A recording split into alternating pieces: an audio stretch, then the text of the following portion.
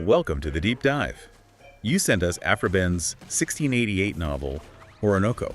Oh, yeah. And you want to know more about its unique perspective on slavery and power? Right. Get ready, because this story, well, it dives headfirst into a world of love, betrayal, and rebellion, and it raises some seriously thought-provoking questions about the very foundations of slavery. You know, it's incredible how this novel, written over 300 years ago, still resonates today. I know, right? It's not just a story, it's like a time capsule, offering a glimpse into the complexities of 17th century views on race and enslavement, which are often way more nuanced than I think so. than you might think. The story takes us to Coromantien, Yes. an African kingdom, and I was blown away by how Ben describes it. She doesn't depict this place as some primitive society, as was common in European literature at the time. Right. But instead, she paints this surprisingly complex picture of a sophisticated civilization. Yeah. They have systems of government, engage in complex warfare, and there's even mention of a royal tutor who educates Orinoco, the protagonist, in multiple languages and even science. It challenges the prevailing stereotypes of the time, portraying the people of Coromantien as intelligent, cultured, and capable. Okay, so we have this advanced society, but here's where things get really interesting for me. They also practice slavery within their own society. Yeah. And what really struck me is that the book makes it clear that it's not about skin color for them. Exactly. Orinoco directly tackles this idea that slavery was justified based on racial superiority. In Coromantien, slavery is a consequence of power dynamics and conquest. I see. It's about who has the upper hand in war and who becomes the spoils of that war, regardless of race. That's something I never really considered. Yeah. It really flips the script on what we often assume about slavery. And Ben takes it a step further. She explicitly questions the very foundation of selecting slaves based solely on race. Wow. There's this powerful passage where a character essentially argues that if slavery is truly about dominance and subjugation, Then logically, there should be just as many white people in chains. wow, that's a bold statement even by today's standards.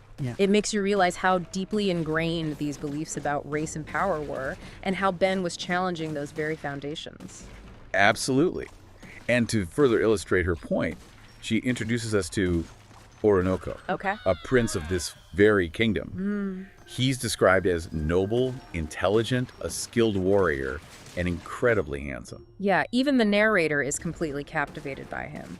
She describes him as someone who struck an awe and reverence Yes. into those around him. He embodies this idea that greatness can exist in any race, Absolutely. directly challenging the prevalent racial biases of the time. His very existence unsettles the colonists who later enslave him. Oh, wow. They can't help but see him as something more than just a slave, Right. even admitting their admiration for him, further proving Ben's point that the justifications for slavery were arbitrary and inconsistent. So Orinoco falls in love with a woman named Imoinda. Yeah. And let me tell you, their love story is epic. Imagine falling in love amidst chaos and uncertainty. Yeah. That's exactly what they experience. I know, it's intense. Their love story isn't just romantic. Right. It's a powerful testament to human resilience in the face of unimaginable hardship. But things take a dark turn when Orinoco is betrayed by an English sea captain he considered a friend Right. and sold into slavery. But The irony is so heavy. He fought for freedom in wars in his homeland, only to be tricked and enslaved by someone he trusted. it exposes the hypocrisy at the heart of European colonialism, Right. where profit trumps basic human decency. They exploit trust, all while justifying their actions through a lens of racial superiority that Ben systematically dismantles throughout the story. It's infuriating. He's taken to Suriname, a British colony in South America, Yes. and renamed Caesar. You'd think he would be broken by this, but Orinoco, now Caesar, refuses to submit. He remains defiant, constantly challenging his captors. His intelligence and regal bearing, even in chains, shake the colonists to their core. I bet. They fear him. Why are they so afraid of him? Is it just because he's a prince? It's more than that. Oh, okay. The book highlights a belief at the time that enslaved Africans of royal lineage were destined to lead uprisings. Oh, really? This wasn't just a random fear. Okay. It speaks volumes about the inherent paranoia and insecurity of a system built on forced servitude. Yeah, they know deep down that their actions are unjust, So they live in constant fear of rebellion. Exactly. And that fear is further fueled by Orinoco's very presence. Oh, I see. He's a walking, talking contradiction to everything they've built their system upon. Wow, that's a really good point. Precisely. And this is where Ben masterfully interweaves social commentary with the personal drama of the story. We see the colonists constantly grappling with Orinoco's intelligence and nobility, knowing that their actions directly contradict their claims of racial superiority. So we have this complex and nuanced view of slavery presented. Yes. Where it's not simply about race, but about power, Right. fear, and the inherent contradictions of a system trying to justify the unjustifiable. Exactly. But what about Orinoco's resistance? Yeah. He doesn't just sit back and accept his fate, does he? Absolutely not. He embodies the enduring human spirit of resistance against oppression. Wow. He attempts to negotiate his freedom, showcasing the strength and resilience of those who fight against injustice, regardless of the odds. Right. This makes his story so timeless and relevant, Absolutely. even centuries later. And what's remarkable is that his resistance isn't just about physical strength. Right. It's about mental and emotional fortitude. He holds on to his identity, his sense of self, Yeah. despite the dehumanizing conditions of slavery. He's a constant reminder to the colonists and to us as readers Yes, that he is more than just a slave. absolutely. He's a prince, a warrior, Right. a man of intelligence and depth. Right. And that's something that the colonists just can't reconcile. No. Their entire system is predicated on the belief that enslaved people are somehow less than human. Right. Yet Orinoco's very existence challenges that notion at every turn. This is where things get really complex for me. Okay.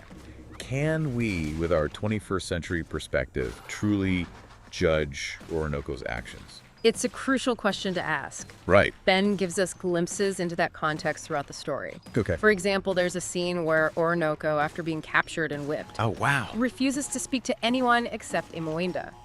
It's a powerful testament to the enduring power of their love, but it also reveals his deeply ingrained sense of honor and pride. Absolutely. He's physically and emotionally broken, Yeah. yet his love for Imawenda and his inherent dignity remain his only sources of strength. Yeah. It's heartbreaking, but also incredibly inspiring. And we see that same sense of honor play out in his interactions with the colonists.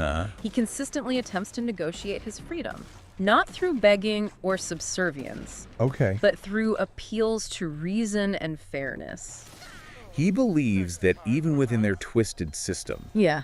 there must be some semblance of justice, some recognition of his inherent humanity. Right. It's almost as if he's holding a mirror up to their hypocrisy, Absolutely. forcing them to confront the ugliness of their actions. And Ben doesn't shy away from exploring the complexities of power dynamics. Well, Even within a loving relationship like Orinoco and Imawenda's. Right. Remember Imawenda's story? yes. She's a princess in her own right, full Yeah. of strength and resilience. Right. But she's also trapped within this brutal system.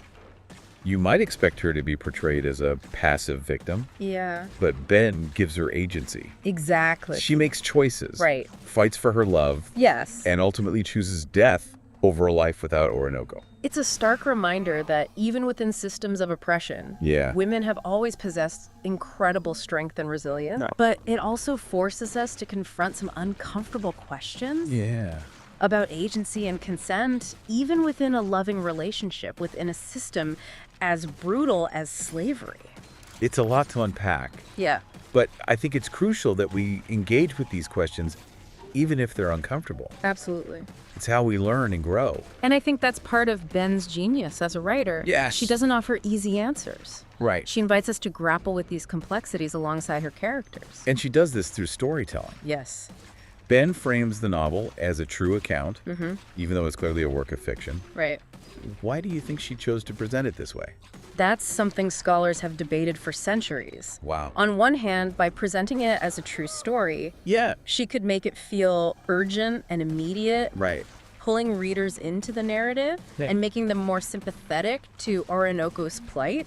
It's like she's saying, look, this is really happening. Exactly. These are real people, real lives, and it makes the injustice all the more palpable. But on the other hand, it also raises questions about who gets to tell the story and how those stories shape our understanding of the world. Right. Whose voices are amplified, Yes. whose perspectives are marginalized. Right. It makes you think about the power dynamics inherent in storytelling itself. Absolutely. Something we're still grappling with today as we strive for more diverse and inclusive narratives. Exactly. And it's one of the things that makes Orinoco so relevant, Yeah. even centuries later. Absolutely. It's not just a story about slavery. No? It's a story about love, betrayal, resistance, Right. and the very nature of humanity itself. And perhaps most importantly, Yes. it's a story that continues to challenge us to examine our own assumptions about race, power, and justice. And speaking of challenging assumptions, Oh, here we go. let's talk about that ending. Okay. The way Ben depicts Orinoco's death. Brutal, right? Yes. But also so powerful. He kills Imoenda at her request, then himself, rather than submit to further degradation. Right. It's almost Shakespearean in its tragedy. It's a powerful statement about the limits of power and the resilience of the human spirit. Even as a slave, Orinoco insists on controlling his own destiny Yes. and Imoenda's Yeah. to the very end. He denies his captors the satisfaction of complete control, Right. choosing death over a life devoid of freedom and dignity. It raises a profound question, though. Okay, Is death truly the only escape from slavery? that's the million-dollar question. Yeah. And I think Ben deliberately leaves it unanswered. Right. She wants us to wrestle with these complex issues and confront the uncomfortable realities of history and the legacy of slavery. It definitely makes you think. Yeah. It's one of those stories that sticks with you long after you finish reading it. It speaks to Ben's skill as a writer. Yeah. She seamlessly blends adventure, romance, and social commentary into a narrative that continues to resonate with readers centuries later. I feel like we've only just scratched the surface. Oh, yeah. There are so many layers to Orinoco. You got that right. It's a testament to Ben's genius Yeah. that she was able to craft a story that is both entertaining and thought-provoking. We've explored the complexities of slavery, Yeah. the power of love, and the enduring struggle for freedom. Right. We've seen how Bannon challenged the prevailing views of her time, forcing readers to confront uncomfortable truths about race, power, Right. and the human condition. And she does all of this while still managing to tell a gripping Yes. and emotionally resonant story. It's a story that stays with you. Absolutely. I think you've given our listener plenty to think about. What stands out to you about Orinoco? What parts of the story resonated with you the most? It's easy to get caught up in the grand themes, Right. but what stays with me are those small, intimate moments, like when Orinoco, despite being whipped and broken, Yeah. refuses to speak to anyone but Imoenda. That's true love. That's love in the face of unimaginable suffering. It reminds us that even in the darkest of times, human connection and love can endure. Yeah. And I think that's ultimately what makes Orinoco so powerful. It's a story about the resilience of the human spirit.